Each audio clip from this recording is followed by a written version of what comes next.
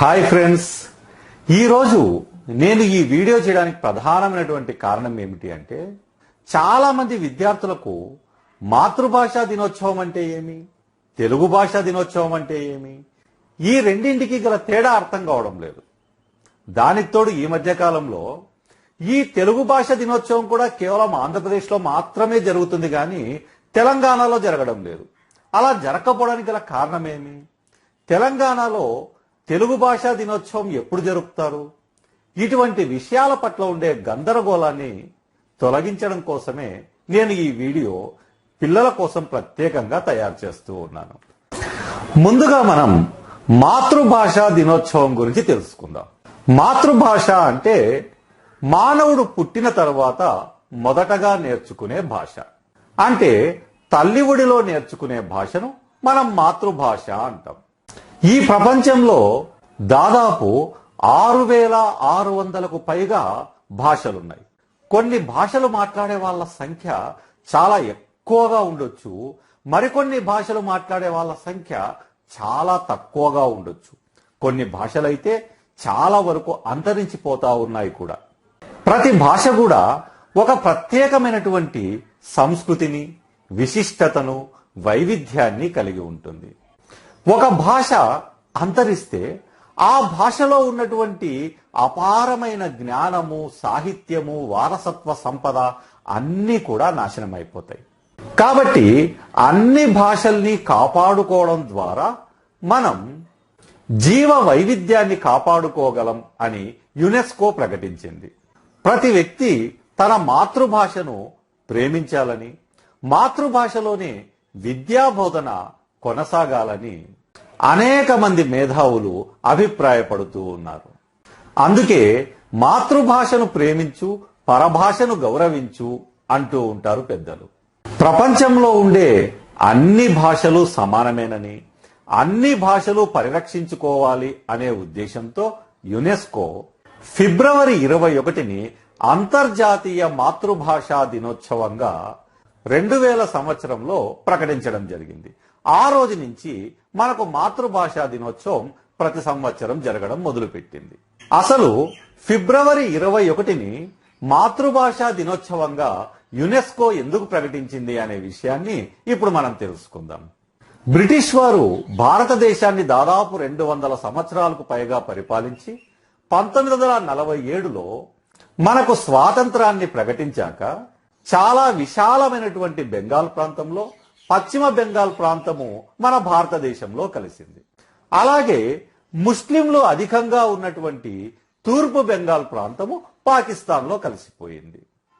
పాకిస్తాన్ యొక్క అధికార భాష ఉర్దూ. పశ్చిమ పాకిస్తాన్లో ఉన్నటువంటి ప్రజలందరూ ఉర్దూ మాట్లాడుతూ ఉండగా, తూర్పు పాకిస్తాన్లో ఉన్నటువంటి ప్రజలందరూ బెంగాలీ భాష మాట్లాడుతూ ఉంటారు. ఈ తూర్పు పాకిస్తాన్లో ఉన్నటువంటి ప్రజలకు పాకిస్తాన్ ప్రభుత్వము తమ బెంగాలీ భాషను పట్టించుకోవడం లేదు, నిరాదరణకు గురి చేస్తుంది అనేటటువంటి ఆవేదన మొదలైంది. దానితో తమ భాష అయినటువంటి బంగ్లాను రెండవ జాతీయ భాషగా ప్రకటించాలని చెప్పి ఆ ప్రాంతం వాళ్ళు ఒక పోరాటం మొదలుపెట్టారు. నెమ్మదిగా ఆ పోరాటం పెరిగి పెద్ద కాసాగింది. 1952లో ఈ విధంగా భాష కోసం పోరాటం చేస్తున్నటువంటి ప్రజలపైన ఫిబ్రవరి 21వ తేదీన పాకిస్తాన్ సైన్యం కాల్పులు జరిపింది. ఆ కాల్పుల్లో 2 బెంగాలీ ప్రజలు మరణించడం జరిగింది. భాష కోసం వాళ్ళు చేసినటువంటి ప్రాణత్యాగానికి గుర్తుగా యునెస్కో వారు మరణించినటువంటి ఫిబ్రవరి 21ని అంతర్జాతీయ మాతృభాషా దినోత్సవంగా ప్రకటించడం జరిగింది. ఆ తర్వాతి కాలంలో పాకిస్తాన్లో ఈ బెంగాలీ భాషోద్యమం నెమ్మదిగా రగులుకొంటూ ఆఖరికి ప్రత్యేక రాష్ట్ర ఉద్యమంగా మారి పాకిస్తాన్ 2 ముక్కలుగా విడిపోయి బంగ్లాదేశ్ అనేటటువంటి ఒక కొత్త దేశం ఆవిర్భవించడానికి కారణమైంది. కాబట్టి మిత్రులారా, ఫిబ్రవరి 21 అంతర్జాతీయ మాతృభాషా దినోత్సవాన్ని ప్రపంచంలో ఉండే అన్ని దేశాల్లో ఉన్నటువంటి అన్ని భాషల వాళ్ళు చేసుకుంటారు. మన తెలుగు రాష్ట్రంలో కూడా అనేక భాషలు మాట్లాడే వాళ్ళు ఉన్నారు. కేవలం తెలుగే కాదు, కన్నడ, మరాఠీ, ఉర్దూ ఇలా అనేక భాషలున్నాయి. కాబట్టి ఈ భాషలు మాట్లాడే ప్రజలందరూ కూడా వాళ్ళ వాళ్ళ మాతృభాషలను గౌరవిస్తూ ఈ మాతృభాషా దినోత్సవాన్ని జరుపుకుంటారు. ఇప్పుడు మనం తెలుగు భాషా దినోత్సవం గురించి తెలుసుకుందాం. ఈ తెలుగు భాషా దినోత్సవాన్ని వ్యవహారిక భాషా ఉద్యమ పితామహుడైనటువంటి గిడుగు రామ్మూర్తి పుట్టినరోజైన ఆగస్టు 29న తెలుగు ప్రజలందరూ జరుపుకోవడం జరుగుతుంది. గిడుగు రామ్మూర్తి పంతులు జయంతి రోజునే ఎందుకు జరుపుకుంటారు అంటే, ఒకప్పుడు మన సాహిత్యం అంతా కూడా గ్రాంధిక భాషలోనే ఉండేది. ఒక్క సాహిత్యమే కాదు, పాఠ్య పుస్తకాలు, పత్రికలు, నాటకాలు అన్నీ కూడా గ్రాంధిక భాషలోనే కొనసాగుతూ ఉండేవి. గ్రాంధిక భాష కేవలం బాగా చదువుకున్నటువంటి కొంతమంది పండితులకు మాత్రమే అర్థమయ్యేది, కానీ సామాన్య ప్రజలకు అస్సలు అర్థమయ్యేది కాదు. గ్రాంధిక భాష అంటే గ్రంథాలు రచించడానికి ఉపయోగపడేటటువంటి భాష. దానితో గిడుగు రామ్మూర్తి పంతులు ప్రజలకు అర్థం కానప్పుడు ఆ సాహిత్యం వల్ల ఉపయోగమేమి? దానికి తోడు కాలం మారిపోతా ఉంది, ఆధునిక సాంకేతిక పరిజ్ఞానం కూడా పెరుగుతూ ఉంది. ఇవన్నీ కూడా గ్రాంధిక భాషలో రచించడం మొదలు పెడితే సామాన్య ప్రజలకు ఎట్లా అర్థమవుతుంది? కాబట్టి ప్రజలు మాట్లాడే వ్యవహార భాషలోనే సాహిత్యం కానీ ఏదైనా కానీ ఉండాలి అనేటటువంటిది గిడుగు రామ్మూర్తి యొక్క వాదన. వ్యవహారిక భాష అంటే ప్రజలు మాట్లాడుకునేటప్పుడు ఉపయోగించేటటువంటి భాష. కానీ పండితులందరూ కూడా దీన్ని బాగా వ్యతిరేకించారు. 1906 నుండి 1940 వరకు గిడుగు రామ్మూర్తి పంతులు గారు పట్టిన పట్టు వదలకుండా వ్యవహారిక భాష యొక్క ప్రాముఖ్యతను అందరికీ అర్థమయ్యేలా తన రచనల ద్వారా, ఉపన్యాసాల ద్వారా ఆంధ్రదేశమంతా తిరుగుతూ ప్రచారం చేయడం మొదలుపెట్టాడు. నెమ్మది నెమ్మదిగా రచయితల్లో, పండితుల్లో కూడా మార్పు రావడం మొదలైంది. ఏదైనా ఒక మార్పు ఒక్క రోజుతోనో, ఒక మాటతోనో, ఒక పోరాటంతోనో రాదు కదా. గిడుగు రామ్మూర్తి పంతులు గారు తన జీవితాన్ని మొత్తం ఈ వ్యవహారిక భాష కోసమే అంకితం చేశాడు. దానితో నెమ్మదిగా పత్రికల్లో, పాఠ్య పుస్తకాల్లో, రచయితలు రాసే రచనల్లో వ్యవహారిక భాషకు పెద్దపీట వేయడం జరిగింది. పిల్లలు, మీరు మీ తెలుగు పాఠ్య పుస్తకాన్ని తీసుకొని పరిశీలిస్తే గనక వ్యవహారిక భాషకు, గ్రాంధిక భాషకు మధ్య ఎంత తేడా ఉందో మీకే అర్థమవుతుంది. అసలు మీరు గ్రాంధిక భాష చదువుతూ ఉంటే మీకు అసలు ఏమీ అర్థం కాదు. మనం వ్యవహారిక భాషలోకి మార్పు చెందినంత మాత్రాన గ్రాంధిక భాషను తక్కువ చేసి చూడకూడదు.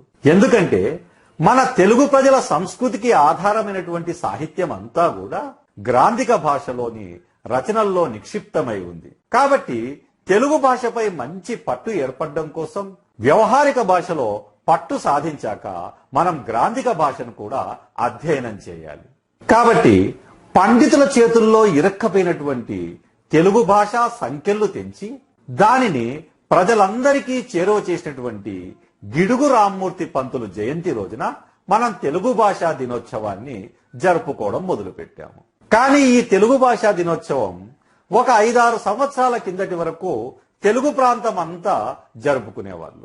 ఇటీవల కాలంలో 2014లో ప్రత్యేక తెలంగాణ ఏర్పడిన తర్వాత వాళ్ళు తెలుగు భాషా దినోత్సవాన్ని తెలంగాణ ప్రజాకవి అయినటువంటి కాళోజీ జయంతి రోజున జరుపుకోవడం మొదలుపెట్టారు.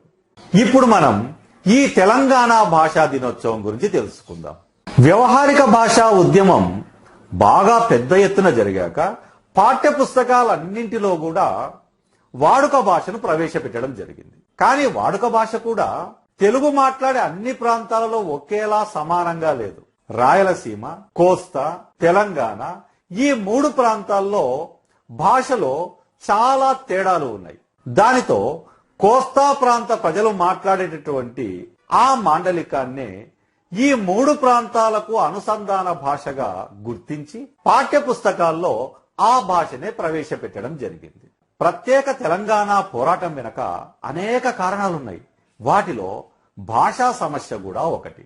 తెలంగాణ ప్రాంత ప్రజలు, రచయితలు తమ ప్రాంతంలో మాట్లాడేటటువంటి భాష, అక్కడి సాహిత్యం, ఆ ప్రాంతం యొక్క సంస్కృతి నిర్లక్ష్యానికి, నిరాదరణకు, అగౌరవానికి గురవుతున్నాయని భావించారు. అందుకే 2014లో ప్రత్యేక తెలంగాణ ఏర్పడిన తరువాత తమ ప్రజాకవి అయినటువంటి కాళోజీ నారాయణరావు జయంతి సెప్టెంబర్ 9ని తెలంగాణ భాషా దినోత్సవంగా జరుపుకోవడం మొదలుపెట్టారు. కాబట్టి ఇప్పుడు ఈ తెలంగాణ భాషా దినోత్సవం కేవలం తెలంగాణ ప్రాంతంలో మాత్రమే జరుగుతుంది. తెలుగు భాషా దినోత్సవం ఆంధ్రప్రదేశ్ ప్రాంతంలో మాత్రమే జరుగుతుంది. ఒక సిరాచుక్క 1,00,000 మెదళ్లకు కదలిక అని చాటి చెప్పినటువంటి కాళోజీ నారాయణరావు అసలు సిసలైనటువంటి తెలంగాణ కవి. తెలంగాణలో జరిగినటువంటి ప్రతి ఉద్యమంలోనూ ఇతను ప్రజల పక్షాన్నే నిలబడ్డాడు.